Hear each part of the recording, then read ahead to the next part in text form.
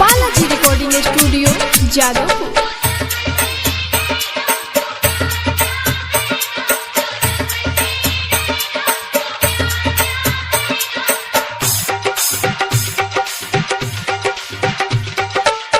पढ़े गईले हो गईले एक महीना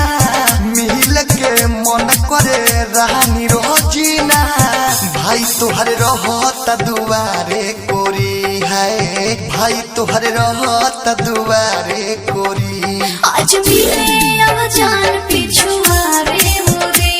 आज मिले अब जान पिछुआरे मोरे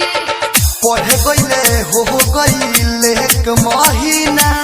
मिल के मन करे रानी रोजीना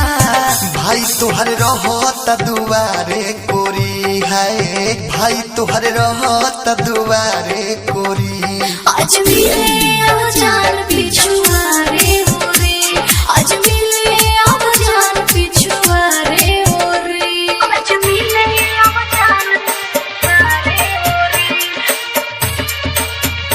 पिछुआरे मोरे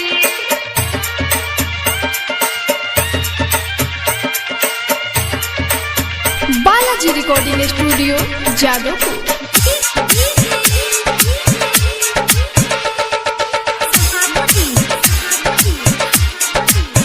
मिलल मुश्किल बावे दिल के मनावनु हो मिलल मुश्किल बावे दिल के मनावनु हो कुछ ना होई सो भेजाई सोई तो मिले आवना हो केतना ले कोही तारा गौवा के खेला जम जाई लोग पूरा हो जाई झमेला टेंशन बहावे कपारे गोरी हो टेंशन बहावे कपारे गोरी आज मिले अब जान पिछुआरे मोरे आज मिले अब जान पिछुआरे मोरे आज मिले अब जान पिछुआरे मोरे पिछुआरे मोरे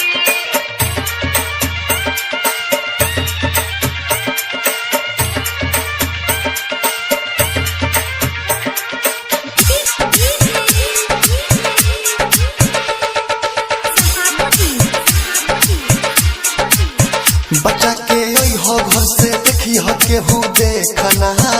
पावे बच्चा के यही हो घर से देखी हो केहू देखना पावे